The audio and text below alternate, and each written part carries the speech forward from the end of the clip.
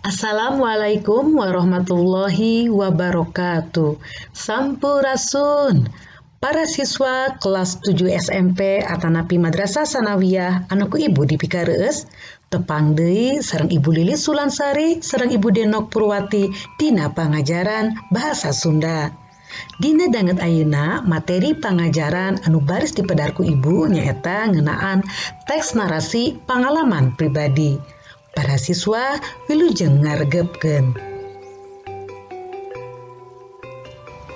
Kompetensi dasar materi teks narasi pengalaman pribadi nyaeta hiji kompetensi dasar pengetahuan mengidentifikasi bentuk, struktur, aspek kebahasaan dan isi teks narasi tentang pengalaman pribadi.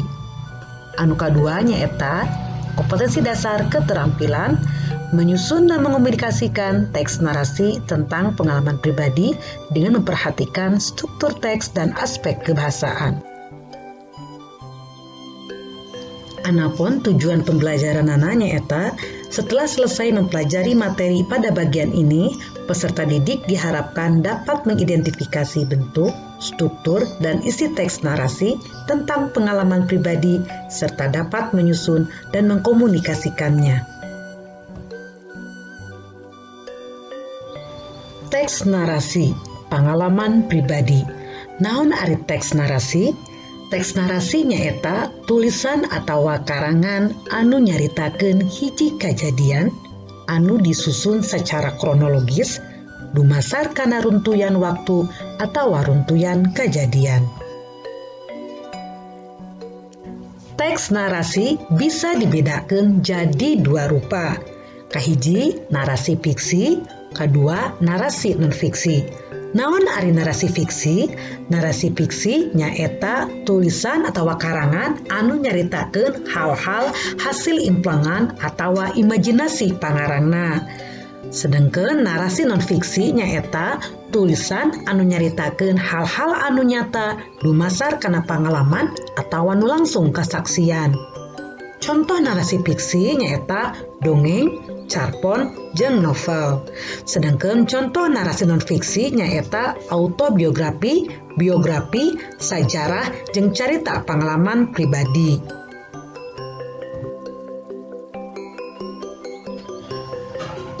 Pangalaman hiji jalma moal sarua jeung pangalaman jalma sajena.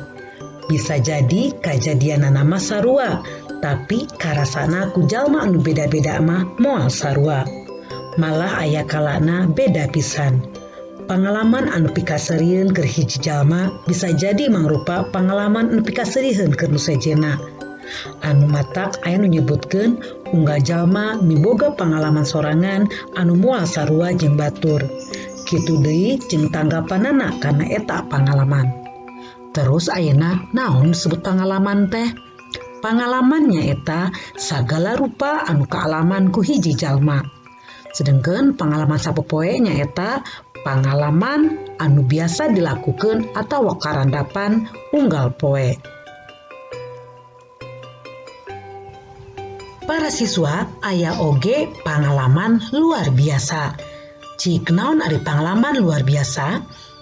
Pangalaman luar biasa nyaeta pangalaman anu tara dilakukeun atawa tara kaalaman unggal poe. Biasana mangrupa pangalaman spesial hiji jalma nungan saukur kaalaman sakali dina saumur hirupna. Kumaha hidup gaduh pengalaman spesial atau napi pengalaman luar biasa? Mungkin ceritakeunnya ka ibu.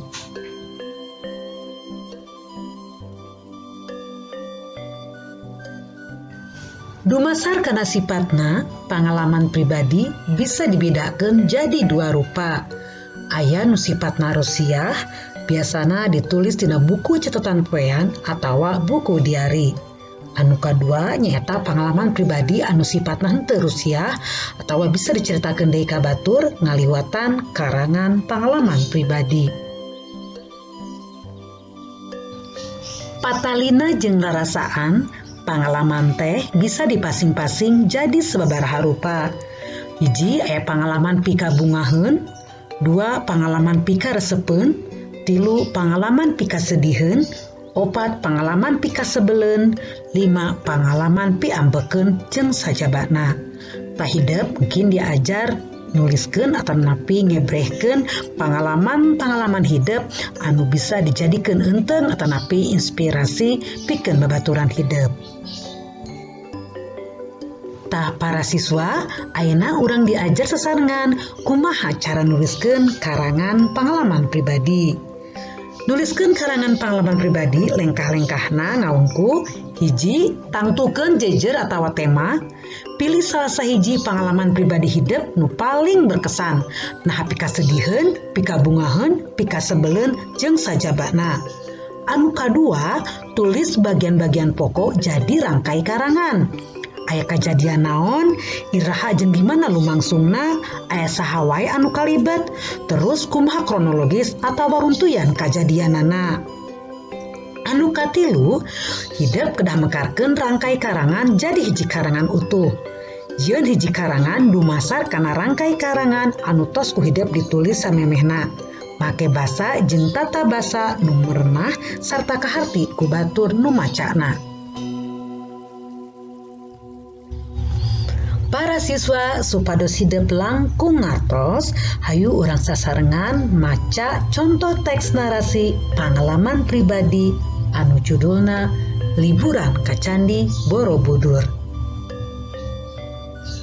Bunga rasana lamun kuring bisa liburan ka salah sahiji tempat anu kaasup kana 7 keajaiban dunia. Nyaeta Candi Borobudur. Sok sanajan meakeun waktu 12 jam di jalan, tapi kuring teu panasaran.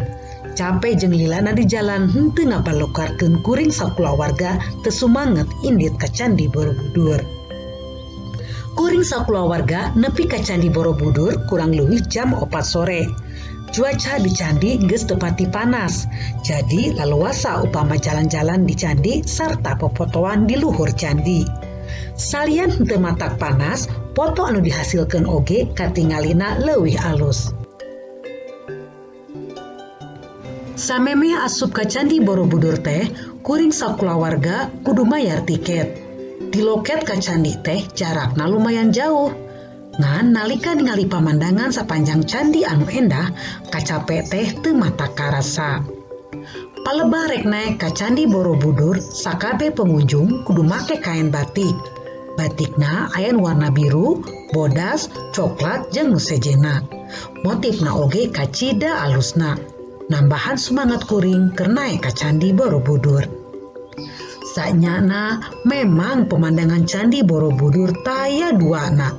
Mani endah katingalina, mata kuring hayang nganjang deui ka Candi Borobudur sarta tempat wisata liburan kahareupna. Kuring sakulawarga ngarasa bungah jeung puas pisan bisa liburan babarengan ka Candi Borobudur.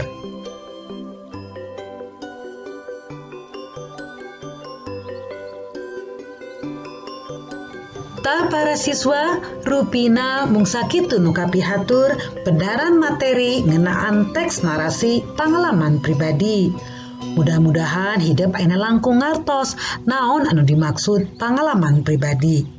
Tapi saupami hidup teu acan ngartos, mangga pilarian deui teori-teori ngeunaan kumaha cara nuliskeun pangalaman pribadi tina sumber nu sanesna.